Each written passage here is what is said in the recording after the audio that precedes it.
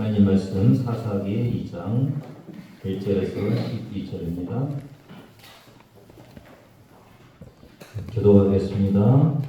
여호와의 사자가 길갈에서부터 복임으로 올라와 말하되 내가 너희를 애굽에서 올라오게 하여 내가 너희의 조상들에게 맹세한 땅으로 들어가게 하였으며 또 내가 이르기를 내가 너희와 함께 한 언약을 영원히 어기지 아니하리니 너희는 남의 주님과 언약을 맹세하며 그들의 제사를 하나하거늘 너희가 내 목소리를 듣지 아니하였으니 어찌하여 그리하였느냐. 그러므로 내가 또 말하기를 내가 그들을 너희 앞에서 쫓아내지 아니하리니 그들이 너희 옆구리에 가시가 될 것이며 그들의 신들이 너희에게 올무가 되리라 하였노라. 여호와의 사자가 이스라엘 모든 사람에게 이 말씀을 이르매 백성이 소리를 높여 온지라. 그러므로 그것을 이름하여 복임이라 하고 그들이 거기서 여호와께 제사를 드렸더라. 전에 여호와가 백성을 보내게 이스라엘 자손이 각기 그들의 기업으로 서서 땅을 차지하였고 백성이 여호수아가 사는 날 동안과 여호수아 뒤에 생존한 장로들 곧 여호와께서 이스라엘을 위하여 행하신 모든 큰 일을 본 자들이 사는 날 동안에 여호와를 섬겼더라. 여호와의 종 눈의 아들 여호수아가 110세에 죽음에 무리가 그의 기업의 경내 에브라임 산지 그러니까 가스산 북쪽 딥낫 헤레스의 장사였고 그 세대의 사람도 다 그 조상들에게로 돌아갔고 그 후에 일어난 다른 세대는 여호와를 알지 못하며 여호와께서 이스라엘을 위하여 행하신 일도 알지 못하였더라. 이스라엘 자손이 여호와의 목전에 악을 행하여 바알들을 섬기며 여호와께서 그들을 인도하여 내신 그들의 조상들의 하나님 여호와를 버리고 다른 신들 곧 그들의 주위에 있는 백성의 신들을 따라 그들에게 조사하여 여호와를 진노하시게 하였으되. 아멘. 저희 연합 사관회가 있었잖아요. 그때 저희 강의를 한 자료를 좀 이용을 했습니다. 2024년도 기사를 보면 한국이 사라져간다. 출산율 쇼크, 작년 4분기 0.6명대로 추락. 이제 0.6이나 이런 것들은 뒤에 보면 여성 1인당 출산율을 말합니다. 그러니까 한 사람의 출산율이 2명은 돼야 되죠. 그렇죠? 남편이 있으니까 그래야 이제 인구가 유지가 되는데 0.6명대로 추락하고 있다고 그럽니다. 연간 출산율이 이제 거의 최저치고 OECD 국가 중에서 유일하게 1명 미만이라고 그럽니다. 그러니까 꼴찌 나라, 출산율이 가장 낮은 나라, 우리나라고 15년간 이 저출생 예산에 280조 원을 쏟아부었는데도 불구하고 여전히 해결되지 못하는 나라. 그럼 이게 그림을 좀 보면은 출산율이 계속 하향세를 그래서 0.7까지 가 있는 그런 모습을 볼 수가 있고 또 하나의 그 인구 피라미드를 이렇게 보면은 1960년대는 삼각형이죠. 좋죠. 아이들을 많이 낳는다는 얘기인데 2022년도에는 아이들이 출산율이 굉장히 떨어지고 있는 그런 모습을 볼 수가 있고 2072년도에는 누가 제일 많아요? 어른들이 많아요. 어른들. 이게 역삼각형이 되는 굉장히 안 좋은 그런 구조를 가지고 있는 것을 알 수가 있습니다. 이게 그래서 올해는 한 0.65명 정도 여성 1인당 그리고 2023년도에 출생아 수가 23만 명인데 이게 전년 대비 한 19,000명 감소했다니까 거의 10%가 출산율이 감소하고 있는 아주 위험한 그런 상황에 있음을 알 수가 있습니다. 이걸 보면서 이제 저희가 걱정해야 될 것 중에 하나가 뭡니까? 국가 전립에 문제가 있는 거죠. 그 장기 전망으로 옥스퍼드대 인구학자인 데이비드 콜먼 교수는 현재의 저출산율이 지속되는 한 가정이 있죠. 지금과 같은 한 2750년에 대한민국 인구 소멸 국가가 될 것이다. 우리나라는 이대로 가면은 언제 2750년 한 700년 후에는 대한민국이 없어질 것이다. 그렇게 얘기하고 있는데 저는 이 추세로 계속되지는 않을 거라고 그렇게 좀 낙관적으로 보기는 해요. 왜냐하면 지금 우리나라의 문제는 그 사람이 너무 많아갖고 이 경쟁률이 너무 심해갖고 교육을 많이 받아야 그 경쟁을 뚫고 또 뭐 어디 취업하기도 어렵고 그러니까 이게 교육비가 너무 많이 들고 살기도 어렵고 그 다음에 이제 사람이 많으니까 집값이 계속 뛰어갖고 집 사기도 어렵고 그러니까 결혼도 못하고 막 이러는 이런 상황들이 있어서 어느 정도 되면은 좀 조정이 되지 않을까 하는 좀 그 낙관적인 생각은 해요. 왜냐면 호주 같은 경우가 지금 세계 6번째 큰 나라인데 인구가 2,700만밖에 안 돼요. 그러니까 이게 복지가 잘 되는 거죠.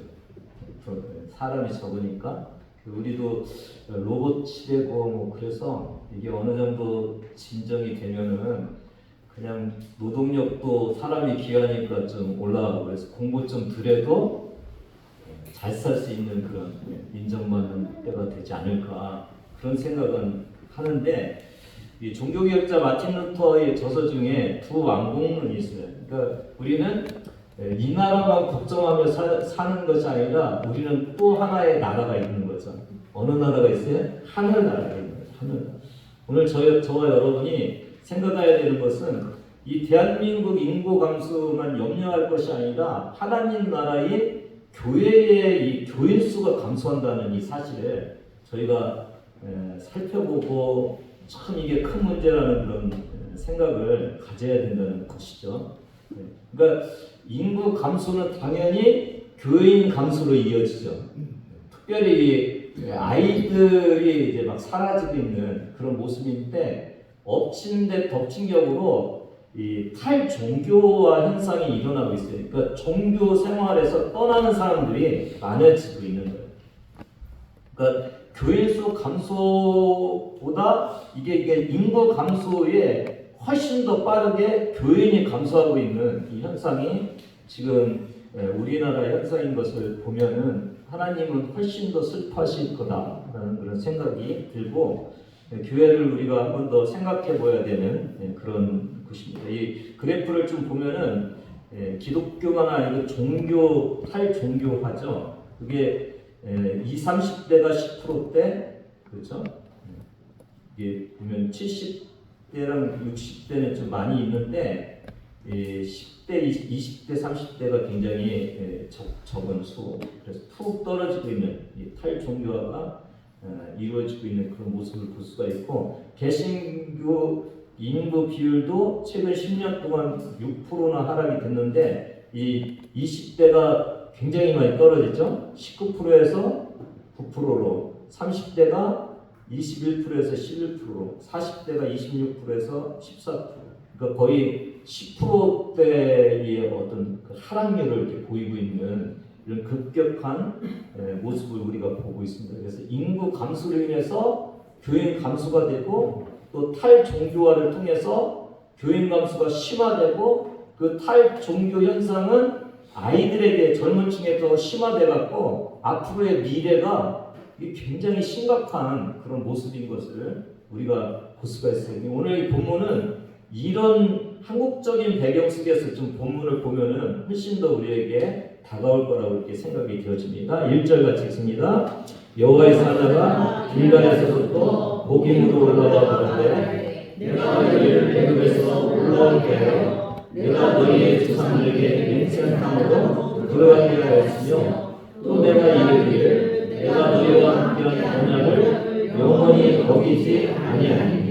이 여호와의 사자가 천사일 수도 있는데 하나님으로 여기서 볼 수가 있죠. 근데 길갈에서 복임으로 올라와서 말씀하시는데 이 여호와의 사자인 내가라는 단어를 몇 번을 쓰고 있나요? 1절에서. 내가 네 번이죠. 거기 여호와의 사자가 말한다는 그 하면 5번이나 한 절에 내가가 언급되고 있는 거예요. 그러니까 무슨 얘기를 하고 싶으신 거냐면은 나 하나님은 출애굽시킨 하나님이야. 나 하나님은 가나안 땅으로 들어가게 하신 하나님이야. 나 하나님은 언약을 영원히 지키시는 하나님이야. 그 말씀을 하시고 싶은 거예요. 그러니까 이스라엘 백성들이 본문에서 살고 있는 그 가나안 땅은 자기들의 힘으로 들어간 땅이 아니라 하나님이 들어가게 하신 땅, 하나님께서 유지하게 하시는 그 땅, 하나님이 중심이 되시는 그곳이 가나안 땅이라고 하나님께서 말씀하시는 거예요. 그러니까 너희의 존재의 시작은 나로부터 시작됐다. 내가 너희의 존재의 중심이다. 주님께서 말씀하고 계시는 거예요. 오늘 저와 여러분 하나님 앞에 이런 고백이 있기를 바라요. 내가 살고 있는 이 땅은 하나님이 창조하신 땅이다. 이 나라의 여러 가지 환난과 어려움 속에서 지키시고 지금 이 나라를 이렇게 만드신 분은 하나님이시다. 하나님은 성경 말씀을 통해서 약속하신 그 말씀을 지키시는 분이시다. 그래서 우리는 하나님의 돌보심을 통해서 살아가는 자들이다. 내가 내 삶을 사는 것이 아니라 하나님께서 내 삶을 살게 하시는 것이다. 하나님의 은혜로 내가 살아가는 자이다. 오늘 이 예배 시간에 그 하나님의 은혜로 제가 살아갑니다를 고백하는 저와 여러분 되기를 바랍니다. 이 신앙생활이 아니면은 이 고백이 없으면 저와 여러분은 형식적인 신앙생활을 하는 겁니다. 하나님을 기쁘게 할 수 있는 그 신앙생활이 아니라 나를 위한 신앙생활이 되는 것임을 알 수가 있습니다. 오늘 본문 1절로 돌아가면은 이 여호와의 사자가 어디에서 어디로 올라옵니까? 길갈에서 보기므로. 길갈에서 보기므로. 길갈은 어떤 곳인가요? 길갈은 여호수아의 지도하에 요단강을 건너서 처음 친 친구. 거기서 기념비를 세우고 할례를 행한 것. 그것이 길갈이죠. 그러니까 길갈은 하나님이 가나안을 정복해 주시는 분임을 고백하면서 그 언약의 할례를 베풀었던 그런 곳입니다. 하나님의 구원의 은혜를 고백하고 할례를 베풀었던 곳이 길갈입니다. 길갈은 여호수아와 장로들이 하나님의 이끄심을 경험하는 시대를 상징하는 곳이 길갈입니다. 복임은 어디입니까? 4절 5절을 같이 읽습니다. 여호와의 사자가 이스라엘 모든 자손에게 이 말씀을 이르되 백성의 소리를 높여 뭉치라. 그러므로 그것을 이름하여 복임이라 하고 그들이 거기서 여호와께 제사를 드렸더라. 이 복임의 뜻은 우는 자들. 이 복임은 우는 곳이라는 거죠. 확실한 위치는 모르는데 이 베델 근처 창세기 35장 8절에 곡함의 상수리 아마 여기일 거라고 그렇게 추측을 해요. 그러니까 길갈은 여호수아와 함께 살았던 세대이면은 복임에서 울고 있는 이 세대는 여호수아 다음 세대. 이 세대는 여호와의 언약을 잊어버리고 그 땅의 주민들과 언약하며 살고 있는 그 세대입니다. 2절과 3절 같이 읽습니다. 너희는 이 땅의 주민과 언약을 맺지 말고 그들의 제단들을 헐라하였거늘 너희가 내 목소리를 듣지 아니하였으니 어찌하여 그게 되느냐. 그러므로 내가 또 말하기를 내가 그들을 너희 앞에서 쫓아내지 아니하리니 그들이 너희 옆구리에 가시가 될 것이며 그들의 신들이 너희에게 올도가 되리라 하였노라. 그러니까 복임에 있는 세대에게 하나님께서 너희가 왜 그랬느냐고 묻는 내용이 있죠. 첫째는 뭐예요? 가나안 땅 주민과 언약을 맺지 말라고 했고, 두 번째는 가나안 땅에 있는 제단을 헐어버리라고 그랬는데 하나님의 목소리를 어떻게 했다고요? 듣지 아니해요. 그러니까 아주 귀를 막아버린 거예요. 들으려고 하지는 않은 거예요. 하나님 말씀을 그냥 거부하고 하나님을 무시하는 그 시대에 살고 있는 그 모습을 볼 수가 있어요. 그러면은 오늘 이 시대의 청소년들은 길갈에 사는 사람들입니까? 복임에 사는 사람들입니까? 한번 또 데이터를 보면서 저희가 같이 얘기를 해보겠습니다. 이 청소년 개신교 비율이 성인보다 낮다 이렇게 돼 있죠. 성인은 16.6인데 청소년은 13.6. 옆에 있는 걸 보면은 가나안 비율 뭐예요? 거꾸로 하면 안 나가. 그러니까 종교는 받고 있는데 안 나가는 사람들. 그 비율이 어른들 성인은 19세 이상은 27%인데 중고등학생 몇 프로가 된다고요? 36%. 특히 고등학생은 몇 프로요? 46%입니까? 46%. 그러니까 우리가 지금 경험한 거죠. 그리고 지금 우리가 하나님의 은혜로 주일학교 아이들이 이렇게 모이는데 중고등학교를 잘 잡아주지 않으면은 떠나가는 그런 모습이죠. 우리가 이 얼마나 아이들이 신앙이 없이 떠나가는 이 곳에 우리 교회 아이들이 있다는 것이 이게 얼마나 귀한 것인지를 여러분이 아셔야 되고요. 이 아이들이 떠나가지 않도록 우리가 얼마나 기도를 해줘야 되고 신앙으로 붙들어져야 되는지를 우리가 아는 그런 데이터인 것을 알 수가 있습니다. 교회 학교는 지난 10년 사이에 일반 학생보다 2배 속도로 감소했다고. 최근 10년 사이에 일반 학생은 19%가 감소했는데 교회 학교는 몇 프로가 감소했다고요? 37%. 2배죠. 특히 초등학생은 어땠다고요? 일반 학생 4% 감소했는데 교회 학교는 36%, 9배나 감소를 한 거예요. 그래서 주일학교가 없어지고 있는 거예요. 주일학교가 없어지는 교회가 되게 많이 생긴 거예요. 이게 주일학교가 있다는 것이 얼마나 귀한 것인지를 우리가 알 수가 있고, 그래서 오늘 사는 청소년 세대는 하나님의 말씀을 듣고 하나님과 함께 사는 세상이 아니라 교회에서 떠나갖고 세상과 짝하고 사는 이 세대인 것을 우리가 데이터를 통해서 볼 수가 있어요. 그러니까 길갈 세대가 아니라 복임 세대인 것을 우리가 알 수가 있어요. 근데 이게 여러분 보면은 길갈 세대와 복임 세대는 몇 세대 차이입니까? 한 세대 차이. 신앙은요 그냥 와르르 무너지는 거예요. 한 세대 차이야, 한 세대. 그러니까 길갈 세대가 그들의 아버지고 아저씨고 이모고 고모고 그런 시대인데도 불구하고 그 아들 세대, 그 다음 세대는 이렇게 와르르 무너지고 있다는 것을 우리가 알 수가 있습니다. 부모님으로부터 가나안 정복에 대해서 충분히 들었을 텐데 불구하고 왜 이 세대는 이렇게 하나님을 만나지 못했을까요? 데이터를 하나 또 보겠습니다. 청소년 신앙 영향자 부모가 절대적. 아버지가 어머니가 50%. 그 다음에 이제 지도 목사님, 전도사님 그 부서를 지도하는 그 다음에 아버지가 44%.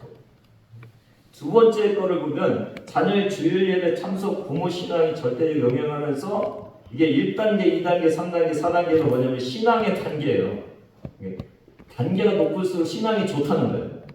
그러면은 1단계의 부모의 신앙을 가진 아이들은 31%가 교회에 참석하고 4단계의 신앙을 가지고 있는 부모의 자녀들은 몇 프로가 참석한다고요? 82%.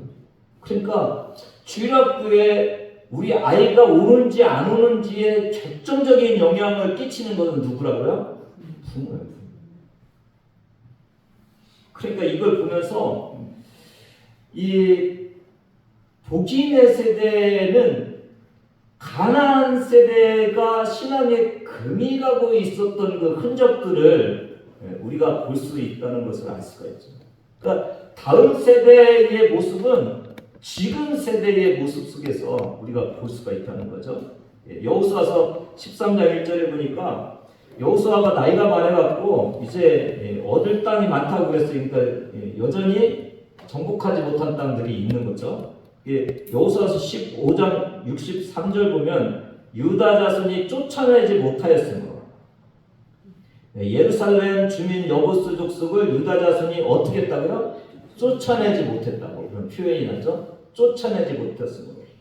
여호수아서 16장 10절에 보니까 게셀에 거주하는 가나안 족속을 쫓아내지 아니하였으므로.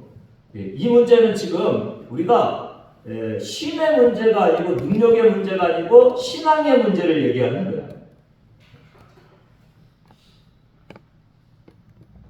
싸움은 누구에게 있는 거예요? 하나님께 있는 거죠. 싸움은 하나님께 있는 거예요. 근데 여기 한번 보면은 자손을 쫓아내지 못했어요. 하나님이 쫓아내지 못한 거예요? 아니죠. 아니죠. 이 가나안 여호수아 시대의 이 사람들이 쫓아내지 못한 거예요. 쫓아내지 못했다는 의미는 어떤 의미가 있냐면은 내 능력으로 해본 거예요. 안 돼요. 그러면 내가 쫓아내지 못한 거예요. 만약에 여호수아와 갈렙 같은 경우는 내 힘으로 쫓아내지 못했어. 그러면은 누구에게 의지하겠어요? 하나님께. 그래서 하나님의 신앙의 능력으로 쫓아냈을 거예요. 이게 쫓아내지 못했다는 것은 하나님의 능력 밖에서 내 능력으로 무엇인가 해보려고 한 거예요.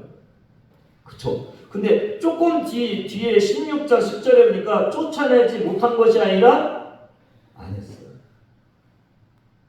이게 신앙생활을 하면서 신앙을 내 힘으로 내 능력으로 내가 주어진 환경으로 해보려고 하다가 안 되면 그만두는 이 세대가 조금 지나가면 어떤 모습의 신앙으로 변하냐면 안 하는 거예요. 안 하는 거예요. 이게 안 하는 이유가 뭐예요? 여기 보면은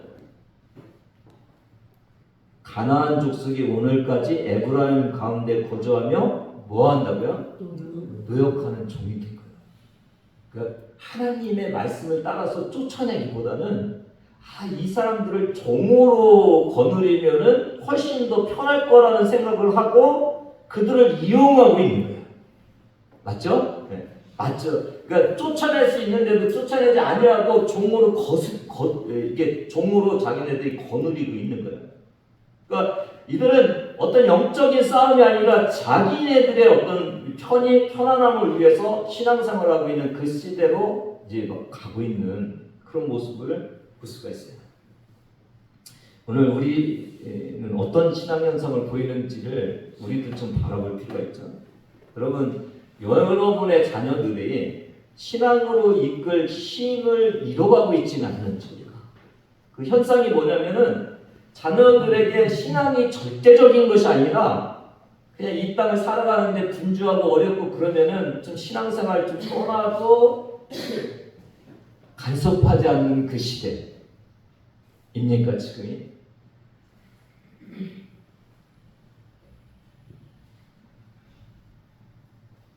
우리가 불가능해 보이는 일이 앞을 가로막고 있을 때 내가 힘쓰고 애써서 그 일을 해결해 보려는 것이 아니라 내 뜻 안에서 해보고 상황 안에서 해보고 안 되면은 이거 안 되는구나라고 생각하면서 살고 있으니까요. 하나님이 그 장애물을 무너뜨릴 수 있다고 생각하며 삽니까? 아니면 이 장애물은 내가 해보니까 안 되는구나라고 생각하고 살고 계십니까? 이게 어떻게 보면은 하나님의 능력으로 사는 것이 아니라 신앙으로 사는 것이 아니라 신앙생활을 하면서도 내 능력과 환경 안에서 내가 무엇인가 해보고 안 되면은 그만두는 그 신앙으로 우리가 살고 있지는 않는지. 그래서 우리가 그렇다면 자녀들을 이끌 수 있는 능력이 없는 거야. 그러니까 우리의 자녀들의 신앙은 내 신앙에 흔들린 흔적들인 거예요. 내 신앙의 그림자가 드려져 있는 거예요, 거기에. 그러나 저는 하나의 희망을 다시 한번 저와 여러분에게 찾기를 원하는데요. 6절, 7절을 같이 읽습니다. 시작. 전에 여호수아가 백성을 보내매 이스라엘 자손이 각기 그들의 기업으로 가서 땅을 차지하였고 백성이 여호수아가 사는 날 동안과 여호수아의 생존한 장로들 곧 여호와께서 이스라엘을 위하여 행하신 모든 큰 일을 본 자들이 사는 날 동안에 여호와를 섬겼다.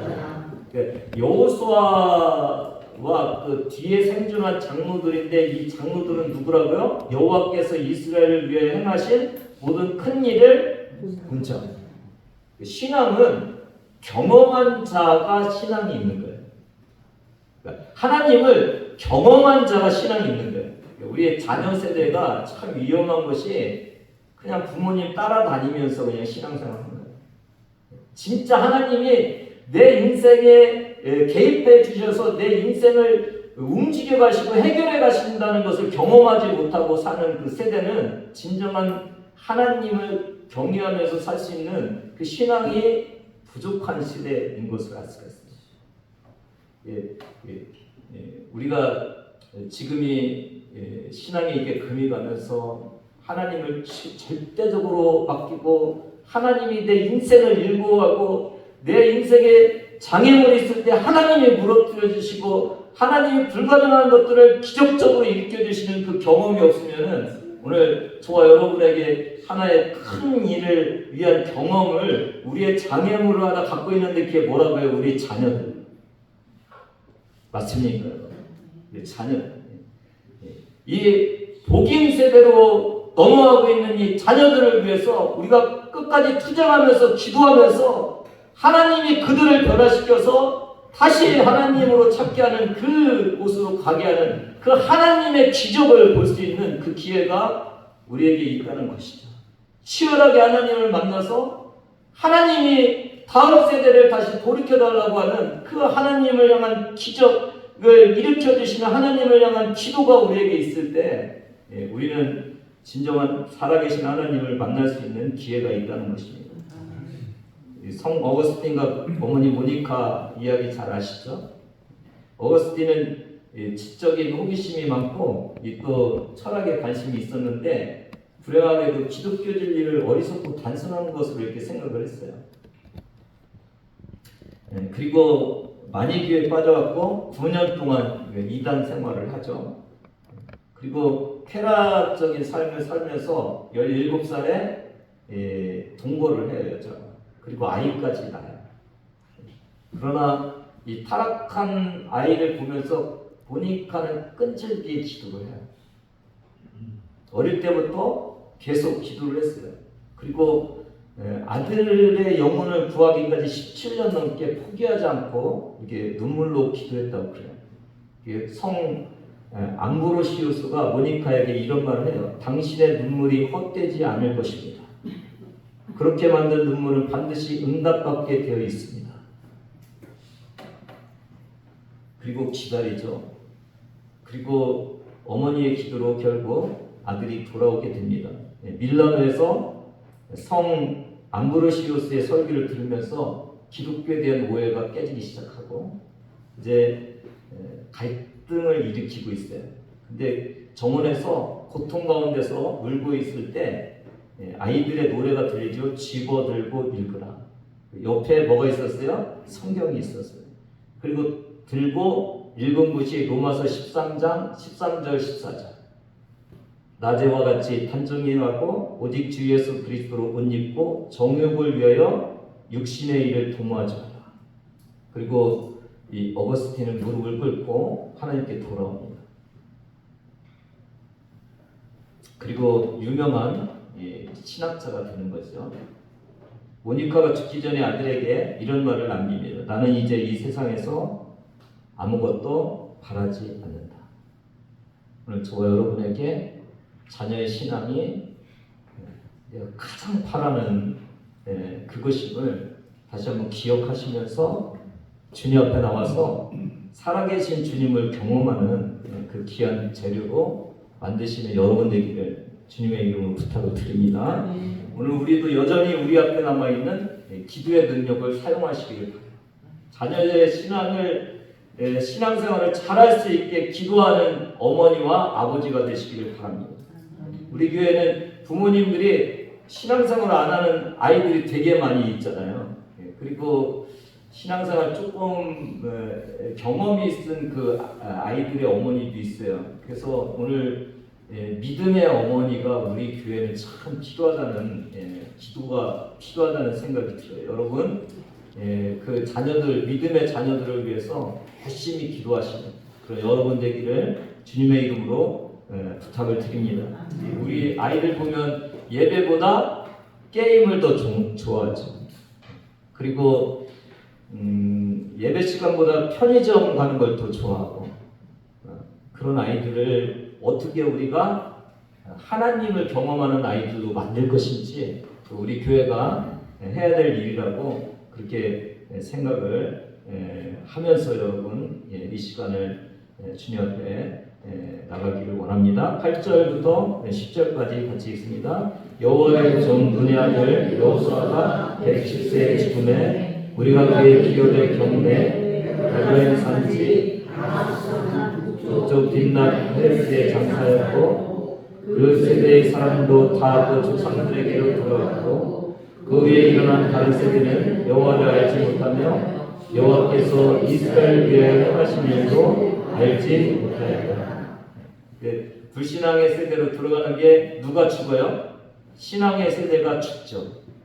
신앙의 세대가 죽으면 이제 하나님을 알지 못하는 다른 세대가 있어서 이제 살아가야 되는 그런 모습인 것을 알 수가 있어요.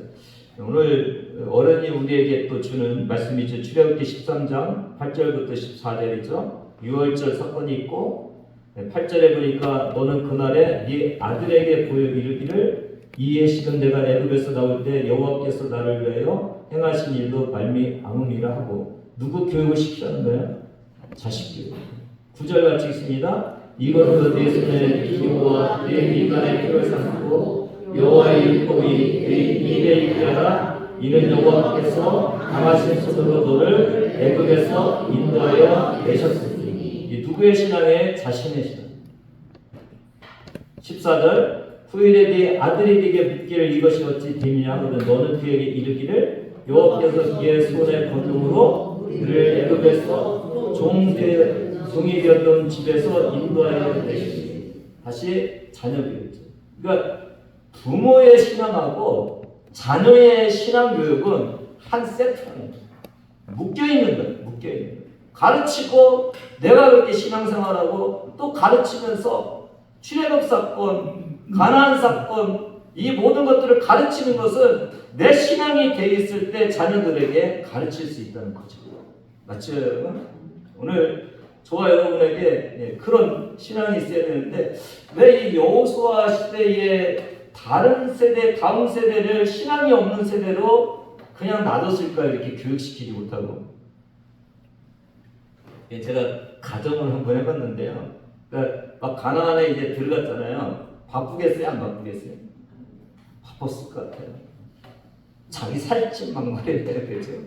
그 다음에 뭐 먹고 살고 준비해야 되죠. 그러니까 너무 바빴을 거예요. 그 바쁜 일 하다가 뭐를 놓친 거예요? 자녀들에게 신앙교육을 하지 못한 거예요. 오늘 이 시대에 우리 기성세대가 어떤 세대입니까? 열심히 일하는 세대예요. 열심히.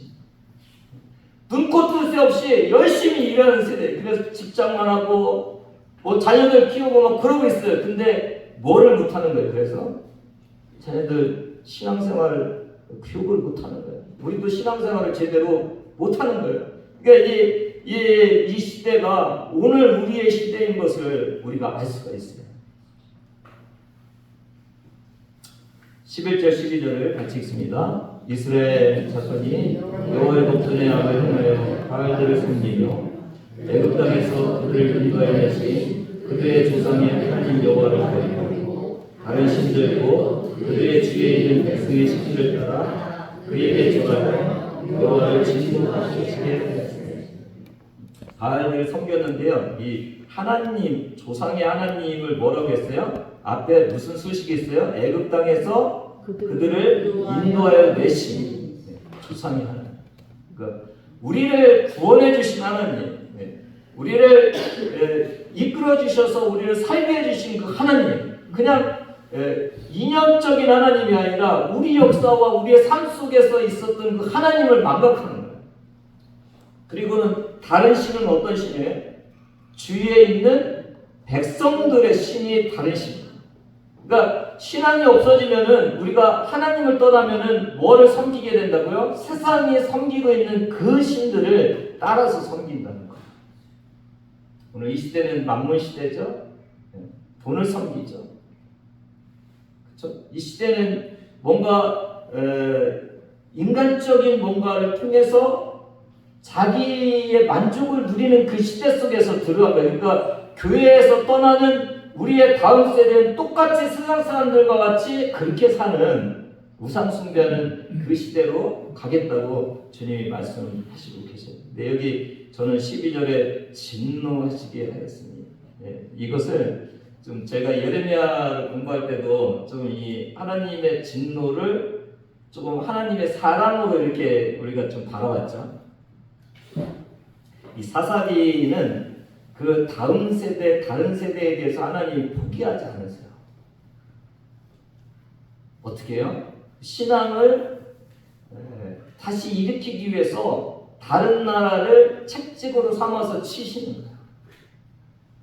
다시 돌아오면은 돌아오는데 또 지도자가 죽고 뭐 없어지면 또 불신앙으로 가는 그 악순환이 사사기잖아요. 오늘 저와 여러분도 우리 자녀들이 하나님의 신앙에서 떠났다 이게 아니라 책찍 맞아야 될 세대구나. 하나님이 끊임없이 저들을 부르기 위해서 치시겠구나. 그런 생각을 가지시면서 안타깝게 다음 세대를 더 우리가 바라보고 기도하는 그런 시간이 되기를 주님의 이름으로 부탁을 드립니다. 하나님 감사합니다. 이 시대를 저에게 바라보게 하여 주시고 다음 세대를 우리가 바라볼 수 있는 그런 데이터와 말씀을 주셔서 감사를 드립니다. 어린이 주에 자녀를 다시 한번 생각하게 해주시고 아버지 다음 세대의 우리 교회의 젊은이들을 생각할 수 있도록 인도하여 주셔서 우리가 죽기 전에 하나님을 더 큰 일을 하신 하나님을 만나고 이 다음 세대에게 진정한 신앙을 넘겨주는 이 귀한 숙제들을 해결할 수 있도록 은혜 내려 주시옵소서. 감사드리며 예수님의 이름으로 기도드리옵나이다.